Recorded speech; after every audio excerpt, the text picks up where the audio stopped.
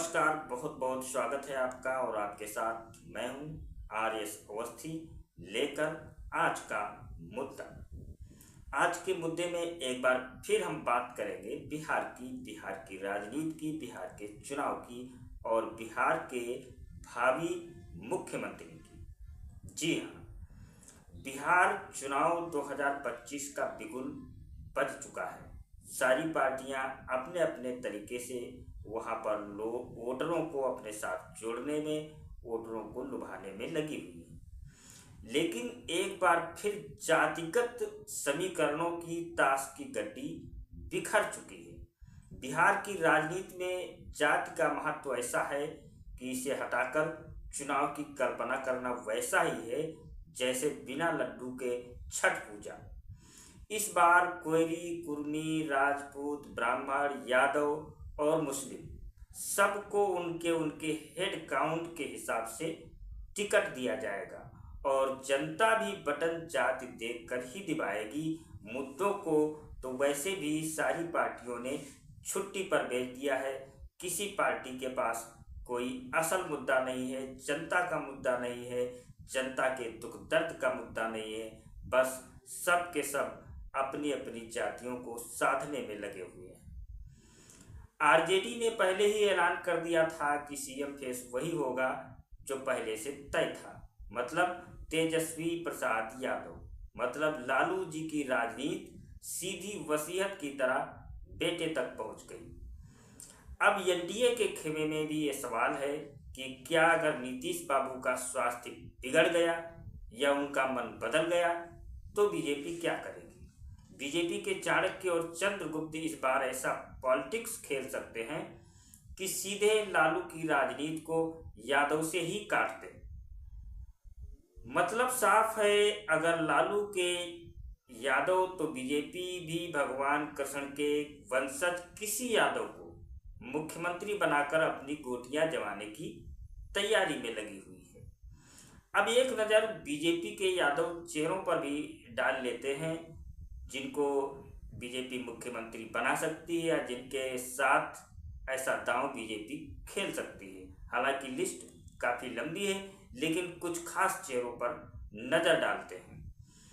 पहला चेहरा है नित्यानंद राय, केंद्रीय गृह राज्य मंत्री और पार्टी के भीतर बाहर लोकप्रिय, संगठन में माहिर हैं, वोट बैंक में दमदार हैं और बीजेपी का सबसे बड़ा यादव तुरुप का इक्का भी है नित्यानंद राय।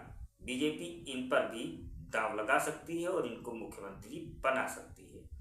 तो दूसरा चेहरा है रामकृपाल यादव। रामकृपाल यादव आप सब जानते होंगे, लालू के साबका जिगरी और अब बीजेपी के धुरंधर नेता, केंद्रीय मंत्री रह चुके, पाटलिपुत्र और आसपास के इलाकों में इनकी अच्छी पकड़ है। दिक्कत बस ये कि इनका आरजेडी का पुराना ठप्पा अभी भी इनके माथे पर चमकता है। वैसे तो ये वरिष्ठ नेता हैं, थाकड़ नेता है, पकड़ भी अच्छी है और भाजपा इन पर दांव लगा सकती है।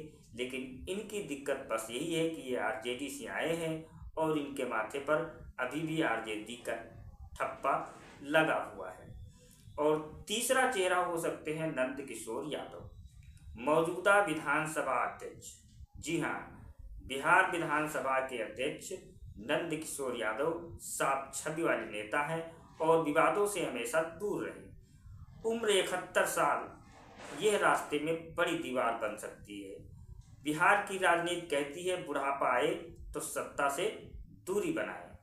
और चौथा चेहरा है पवन कुमार यादव का। ये विधायक हैं और युवा चेहरा है, ग्रामीण इलाकों में इनकी अच्छी पकड़ है। पार्टी चाहे तो नया यादव प्रयोग करके जनता को चौंका सकती है और पवन कुमार यादव पर दांव लगा सकती है। और पांचवा जो चेहरा है वो है जयप्रकाश यादव का। ये नरपतगंज से विधायक हैं, इनके अंदर गजब की संगठनात्मक। अब सवाल आप लोग जबरदस्त है, क्या सीएम की रेस में कुमार को अपने बेटे निशांत चल सकता है, राजनीति में लाना चाहिए दांव, क्या इससे वही राजनीतिक पद्धतों का मानना है कि नित्यानंद राय और रामकृपाल यादव ही सबसे पक्के उम्मीदवार हैं। लेकिन बीजेपी चाहे तो युवा यादव नेता को उतारकर पूरी स्क्रिप्ट ही बदल सकती है। लेकिन समस्या यह है कि यादव वोट बैंक पर दशकों से लालू परिवार का एकाधिकार रहा है। ऐसे में बीजेपी का यादव कार्ड चल पाएगा या नहीं, ये तो जनता ही बताएगी। तो बिहार चुनाव 2025 में असली मुकाबला होगा यादव बनाम यादव। जनता मुद्दों को भूलकर जातियों के हिसाब से अपनी अपनी लाइन पकड़ेगी और नेता जातीय समीकरण को ही राजनीतिक जीपीएस मानकर चलेंगे। आखिर बिहार की राजनीति में जाति का जादू वही है, जो जितना जातिगत वही उतना राजनीतिक। अब ये देखने वाली बात होगी कि बीजेपी किस चेहरे पर दांव लगाती है और जनता खास करके यादव समाज किसको ज़्यादा महत्व देता है, किसके पाले में जाता है।